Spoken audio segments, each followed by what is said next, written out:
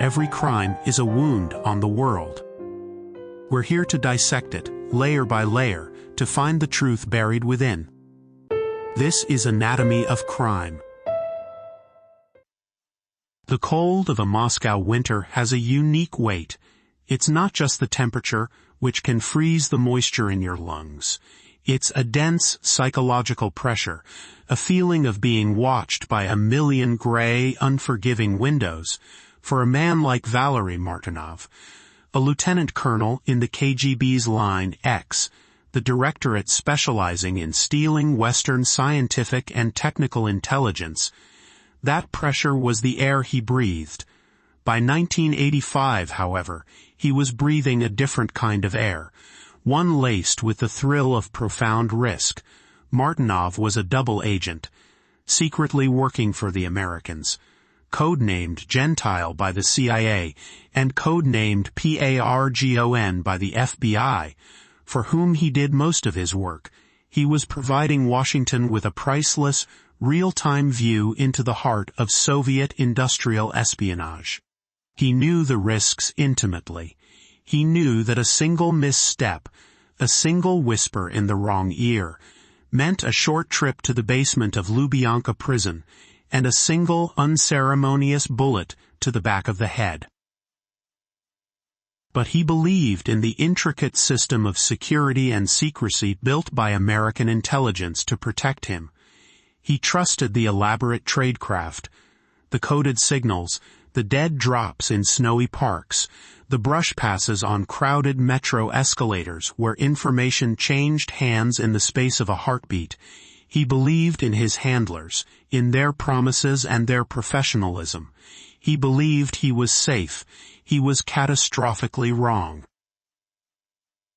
Across the Atlantic, in the sprawling, wooded campus of the CIA headquarters in Langley, Virginia, another man was feeling a different kind of pressure. This man was not a daring field operative or a brilliant analyst. He was Aldrich Rick Ames, a mid-level, 44-year-old officer in the agency's Soviet East European division. He was also a man drowning in debt from a bitter divorce, in alimony payments, in the demands of a new, younger wife with expensive tastes, and in the quiet, gnawing bitterness of a career that had hopelessly stalled. He saw himself as an intellectual giant, surrounded by bureaucratic pygmies, yet he was consistently passed over for promotion.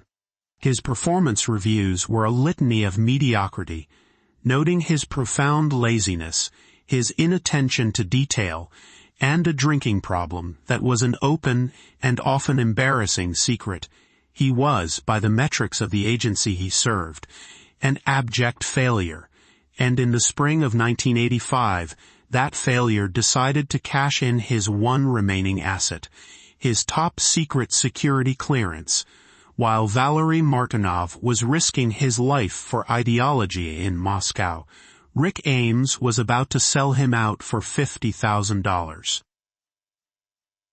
This case is not the story of a brilliant enemy operative, a master of tradecraft who outwitted a worthy opponent. It is a far more unsettling tale, a story with a more chilling moral. It's the story of how the most destructive mole in the history of the Central Intelligence Agency was not a cunning mastermind, but a disgruntled, slovenly bureaucrat, fueled by simple, corrosive greed. It is a story of catastrophic institutional failure, of an agency so blinded by its own mystique and so reluctant to confront the possibility of internal rot that it ignored years of flashing red lights and screaming alarms. Today, we dissect the anatomy of a mole. We will explore the precise psychological cocktail of narcissism and self-pity that drove him, the specific institutional pathologies that allowed him to flourish, and the trail of blood and money that allowed Aldrich Ames to methodically gut America's intelligence operations against the Soviet Union, one human life at a time. To understand how Rick Ames became a traitor, you have to understand the world that created him. He was, in a very real sense, a child of the CIA. His father, Carlton Ames, was a history professor who joined the agency's predecessor, the OSS, during World War II and transitioned to the CIA in its early days. Carlton was a troubled figure himself, an academic who never quite shed his contempt for the more action-oriented men who ran the agency. He was posted to Southeast Asia in the 1950s, where he was involved in controversial operations and developed a reputation for heavy drinking and a cynical, world-weary attitude. Rick grew up in this shadow, moving from one overseas posting to another, steeped in the cloistered, self-referential world of espionage. It was a life that seemed to promise importance and adventure, but for Rick, it mostly instilled a sense of intellectual arrogance and a deep-seated contempt for authority. He followed his father's footsteps into the agency in 1962, less out of patriotic fervor and more out of a profound lack of better options. His academic career at the University of Chicago had been desultory, and a half-hearted attempt to become an actor went nowhere. The CIA was the family business, a place where he could leverage his background without needing to demonstrate any particular ambition or drive. His early career was a study in profound mediocrity, punctuated by moments of shocking carelessness. His first overseas posting was in Ankara, Turkey, a critical front in the Cold War. His job was to recruit Soviet officials as American spies. By all accounts, he was terrible at it. He was clumsy, indiscreet, and his recruitment record was abysmal. He spent more time in bars complaining about his superiors than he did cultivating assets. The security violations started early and were alarmingly frequent. In 1972, he was tasked with meeting a Soviet source in New York City. After the meeting, he went on a long, drunken lunch, leaving a briefcase containing classified operational plans on the subway. The briefcase was never recovered. It was a catastrophic blunder that should have ended his career. Instead, he was given a mild reprimand. A few years later, while on another assignment, he got drunk with a Western diplomat and casually revealed the identity of a secret CIA source. Again, the consequences were minimal. The agency's culture, particularly in that era, was an insular old boys club. Ames was one of their own, Carlton's son, and there was a deep institutional reluctance to cast out a member of the family, no matter how incompetent. His supervisors noted his drinking, his laziness, and his tendency to procrastinate, but he was always protected, always given another chance. This pattern of being shielded from the consequences of his own failures would prove to be a crucial element in his later downfall. It taught him that the rules didn't truly apply to him. His personal life was equally messy. His first marriage, to a fellow agency employee named Nancy Sedgebarth, dissolved amidst his heavy drinking and serial infidelities. The divorce was acrimonious and, for Ames, financially crippling. He was ordered to pay a significant portion of his salary in alimony and to cover the couple's substantial debts. It was during this period, while posted in Mexico City, that he met Maria del Rosario Casas de Pay. Rosario was a cultural attaché at the Colombian embassy, a PhD candidate, and a woman of considerable intelligence and ambition. She came from a prominent but not particularly wealthy family in Bogotá, and was accustomed to a certain level of social status and comfort. Ames, posing as a worldly and important diplomat, was utterly infatuated. They began an affair, and after his divorce was finalized, they married in August 1985. The life Rosario envisioned, a life of fine dining, international travel, designer clothes, and social prominence, was far beyond the reach of a GS-14 government salary, especially one already burdened by debt and alimony. By the time Ames returned to CIA headquarters in Virginia in 1983, to a prestigious posting in the Soviet East European Division, he was hemorrhaging money. He was trying to support 2 households, pay off tens of thousands in debt, and satisfy Rosario's expensive tastes. He was over his head, with credit card bills piling up, and no apparent way out. It was in this crucible of financial desperation and professional resentment that the idea of treason began to form. It wasn't born of ideology. Ames had a cynical and flexible view of the Cold War, seeing it more as a great game between amoral bureaucracies than a moral crusade. He later tried to invent an ideological justification, claiming he was disillusioned by American foreign policy, but his actions were never driven by political conviction. They were driven by a checkbook. He had access to the most valuable commodity in the world of espionage, the names of the Soviet citizens who were spying for the United States. He knew what the KGB would pay for that information. A simple, transactional logic to hold in his mind. The agency had failed to recognize his genius, so he would use the agency's secrets to solve his own problems. The moral calculus was secondary, a nuisance to be brushed aside by a man who had long ago decided he was smarter than the system he served. On April 16, 1985, Rick Ames gathered a small selection of classified documents, walked out of CIA headquarters, and drove his modest car to the imposing Soviet embassy on 16th Street in Washington, D.C. It was an act of breathtaking recklessness.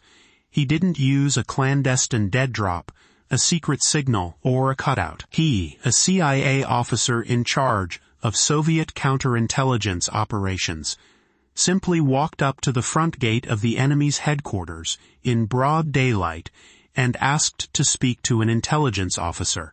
The KGB guards were likely stunned, suspecting a provocation, but they ushered him in. He met with a senior KGB officer and handed over a note. In it, he identified 2 Soviet intelligence officers who were providing information to the CIA and offered more. In return, he asked for $50,000. In his own mind, warped by desperation and narcissism, this was a limited, one-time transaction.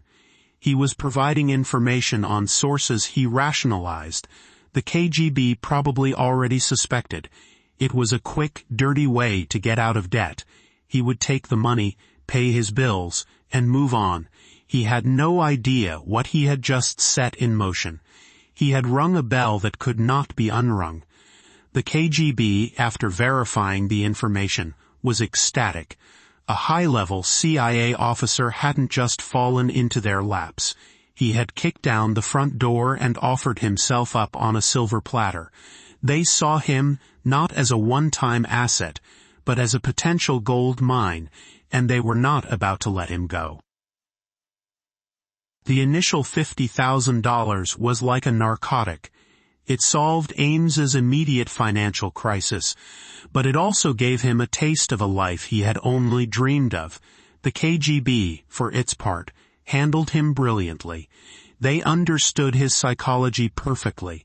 They saw his towering ego, his deep-seated resentment, and his bottomless greed. They didn't just pay him, they flattered him. His KGB handler, a sophisticated officer named Viktor Cherkashin, cultivated a relationship with him, appealing to his sense of intellectual superiority and stroking his bruised ego. They made him feel like a partner, an equal in a great enterprise, not a desperate, pathetic man selling out his country for cash. Just 2 months later, In June 1985, Ames met with his Soviet contact for lunch at a restaurant in Washington. This meeting would mark the point of no return. The Soviets wanted more, and Ames, now emboldened and addicted to the money and the sense of power it gave him, was ready to give them everything. In what can only be described as a frenzy of betrayal, he composed a list from memory, and from documents he stuffed into his briefcase and smuggled out of the office. He identified virtually every significant Soviet asset known to the CIA. These were not just names on a page.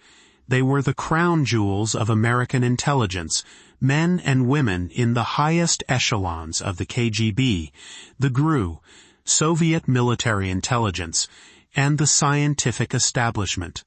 They were agents who had been cultivated over years, sometimes decades, at great risk and expense.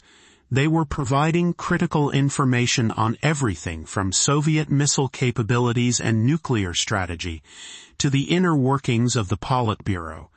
With one single, monumental act of treason, Aldrich Ames handed them all over to be slaughtered. The effect in Moscow was immediate and catastrophic. It was like a silent, invisible plague sweeping through the CIA's networks. Suddenly, the agency's most valuable sources began to go silent. Adolf Tolkachev, a brilliant aviation engineer code-named CKSPHERE, was one of the first to go. For years, Tolkachev had provided the Pentagon with thousands of pages of top-secret documents on Soviet radar systems, avionics, and stealth technology.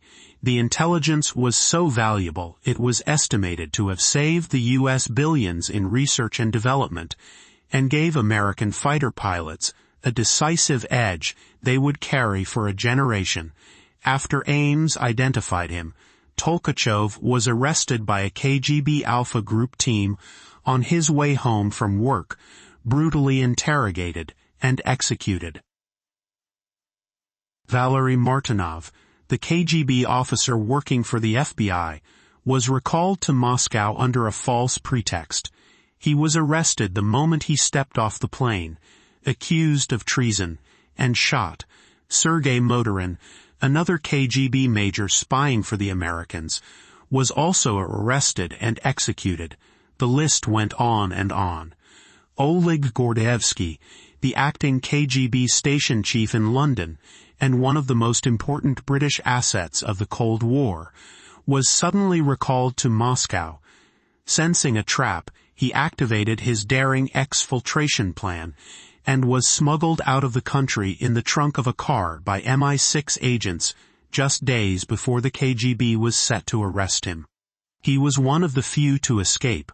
One by one, the lights of the CIA's intelligence network inside the Soviet Union were being extinguished. At least 10 of the agents Ames exposed were swiftly executed. Dozens more were imprisoned, their lives and families destroyed. At CIA headquarters in Langley, a quiet panic began to set in. The loss of a single high-level asset is a major blow. To lose an entire stable of them so quickly and so systematically was an unprecedented disaster. It was clear that the agency had a catastrophic leak. The hunt for a mole began immediately, but the investigators, trapped by their own assumptions, were looking in all the wrong places. The initial task force suspected a technical breach. Perhaps the Soviets had broken their sophisticated codes or planted a listening device. When that theory proved false, they looked for a mole at the lower levels, or perhaps in another agency like the NSA or the Defense Intelligence Agency. The senior leadership of the CIA's Soviet division, a tight-knit, arrogant, and almost aristocratic group, found it almost inconceivable that the traitor could be one of their own. Sitting in an office just down the hall, their institutional pride became a set of impenetrable blinders. And all the while, The source of the hemorrhage, Rick Ames, sat at his desk, continuing his mediocre work, collecting his government paycheck, and openly complaining about the agency's incompetence in allowing its network to be rolled up. On the side, he was getting rich. The Soviets were paying him lavishly, eventually funneling more than $2.5 million into his bank accounts, with another $2 million promised. The money changed everything. Rick and Rosario Ames began to live a life wildly inconsistent with a mid-level government salary. The most glaring purchase was their new home. In 1989, they bought a house in a desirable neighborhood of Arlington, Virginia, for $540,000. They paid for it in cash. This single transaction should have triggered every alarm in the CIA's security division.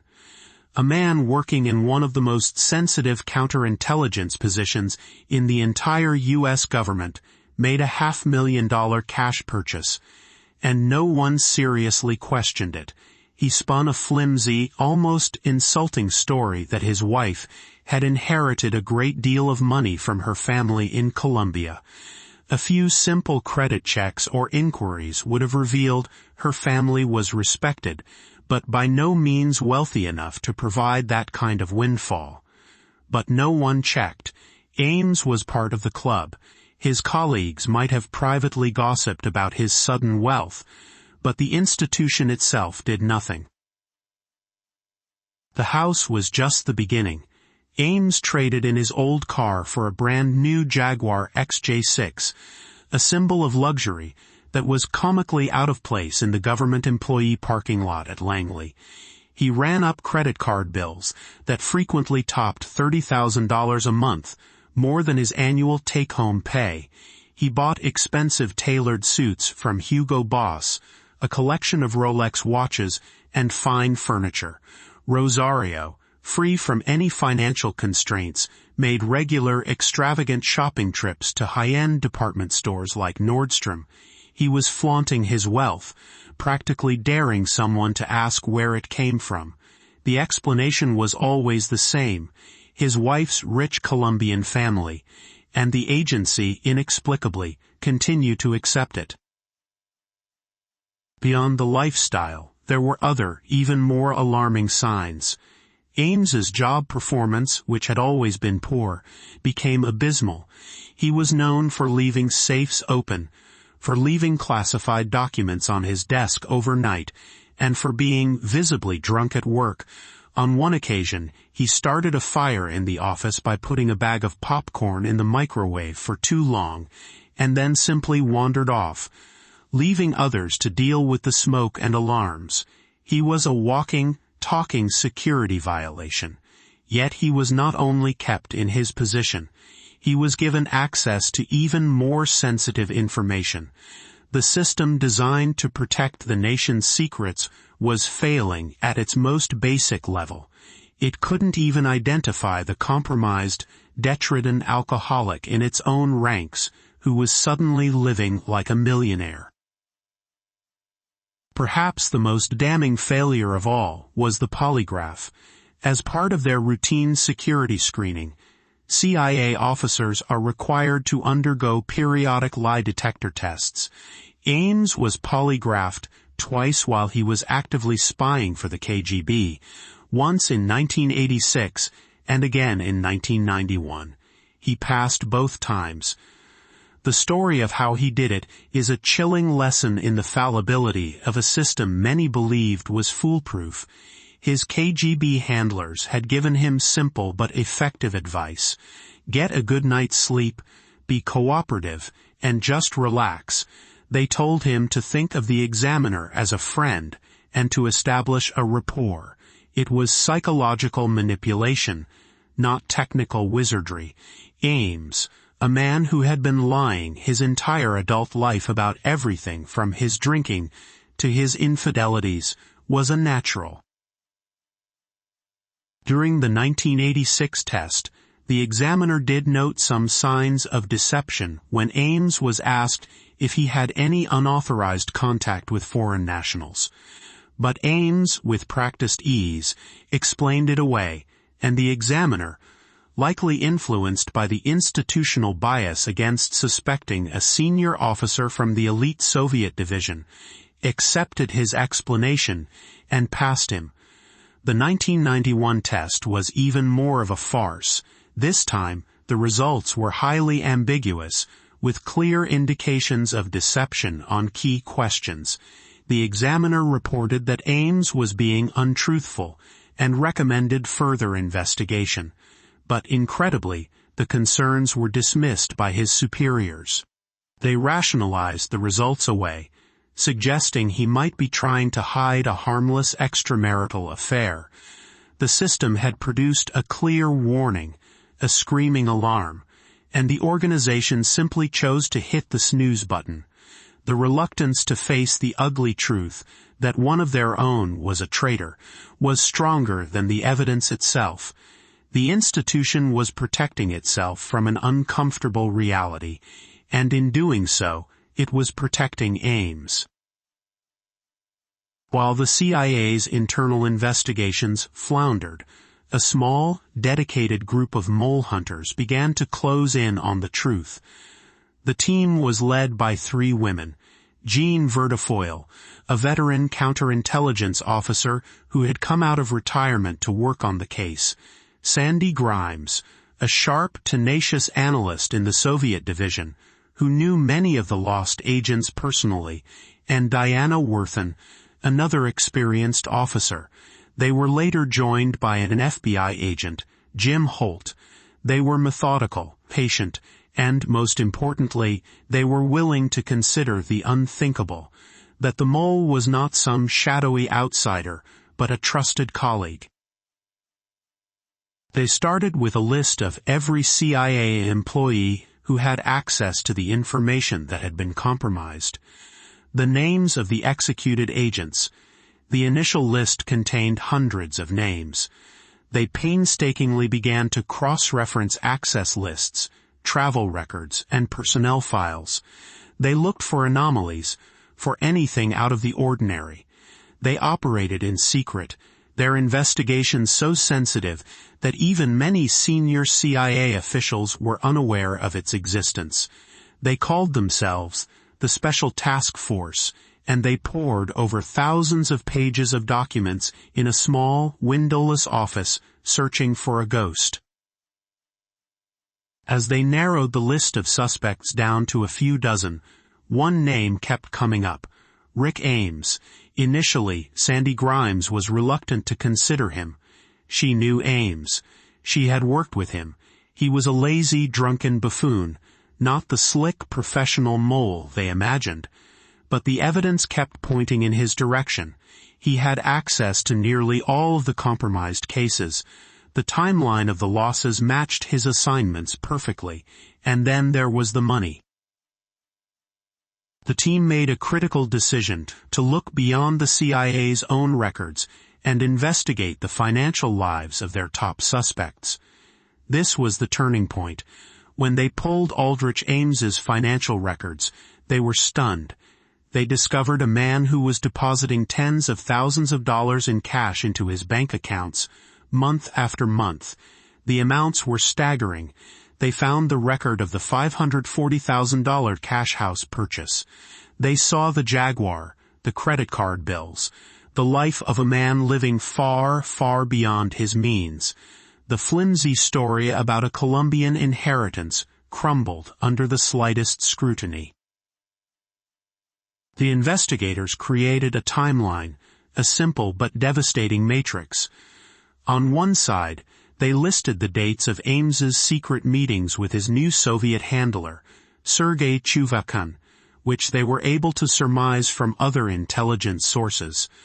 On the other side, they listed the dates of his large, unexplained cash deposits. The correlation was undeniable, almost mathematical. A meeting with a Soviet diplomat would be followed often the very next day by a deposit of $50,000 in cash into Ames's bank account. The pattern was clear, repeated over and over for years. It was the financial ledger of a traitor. The ghost they had been hunting for years finally had a name and a face. It was the face of their colleague, Rick Ames. In the spring of 1993, the CIA team presented their findings to the FBI, which had jurisdiction over domestic counterespionage investigations. A joint task force was formed, and the full weight of the Bureau was brought to bear on Aldrich Ames. The investigation, codenamed NIGHTMOVER, was one of the most intense in FBI history. Agents placed Ames under 24/7 physical surveillance. They bugged his home, his car, and his work computers. They sifted through his trash every night, a practice they called trash covers. What they found was a gold mine. In his garbage, they recovered a shredded ribbon from an old word processor. Painstakingly reassembled by FBI technicians, it revealed a typed note to his KGB handlers, discussing a planned trip to Bogotá, where he was scheduled to receive another payment. They discovered his signaling system. On days he needed to meet his handler, Ames would place a horizontal chalk mark on a blue U.S. Postal Service mailbox at the corner of a nearby street. His handler would drive by, see the mark, and know to meet him at a prearranged location.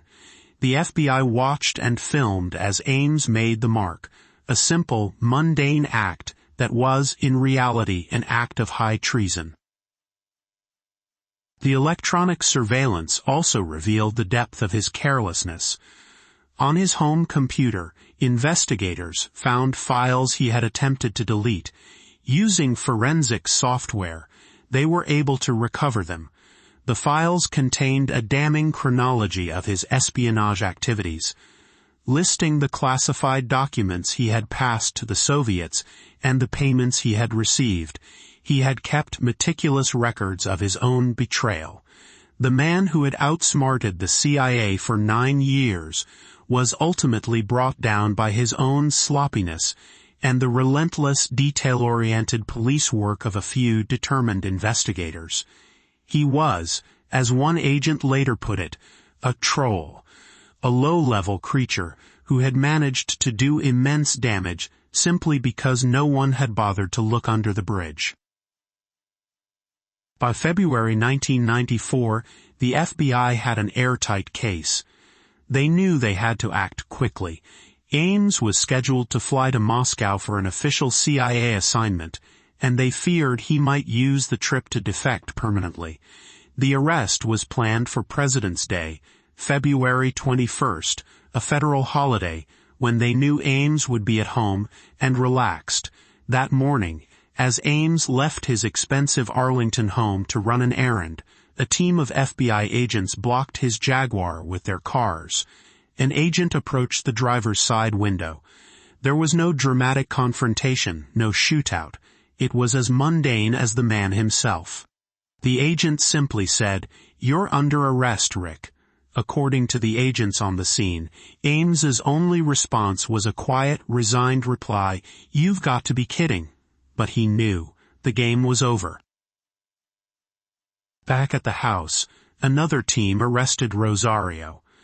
The search of the property uncovered a mountain of further evidence, including classified documents and photography equipment used for espionage. Inside, agents found a world of carefully curated luxury. Italian leather sofas, expensive paintings, designer clothes, all purchased with blood money. The damage assessment conducted in the wake of his arrest was horrifying. He had compromised more than 100 intelligence operations. As mentioned, at least 10 American agents had been executed as a direct result of his treason. Many more were imprisoned. An entire generation of intelligence gathering inside the Soviet Union and later Russia had been wiped out. The CIA had been flying blind for nearly a decade, its information tainted, its operations penetrated at the highest levels. He had given the KGB a complete roadmap to the CIA's Soviet operations, allowing them to control the flow of information, feed the U.S. disinformation, and identify and eliminate anyone who dared to help the West. The cost in both human lives and national security was incalculable. Faced with an overwhelming mountain of evidence, Ames chose to cooperate. He agreed to a plea bargain to secure a more lenient sentence for his wife, Rosario, whom he portrayed as a reluctant and at times unknowing participant. He provided the government with a full debriefing, a chilling hours-long monologue detailing the 9 years of his betrayal. His confession was delivered without any apparent remorse. He spoke of the executed agents with a cold, intellectual detachment, as if they were abstract pieces on a game board. He showed more emotion when discussing the potential loss of his government pension than he did for the men who died because of him. On April 28, 1994, Aldrich Ames pleaded guilty to conspiracy to commit espionage and tax evasion. He was sentenced to life in prison without the possibility of parole. Rosario Ames pleaded guilty to lesser charges and received a 5-year sentence. She was released after serving her time and was deported to her native Colombia.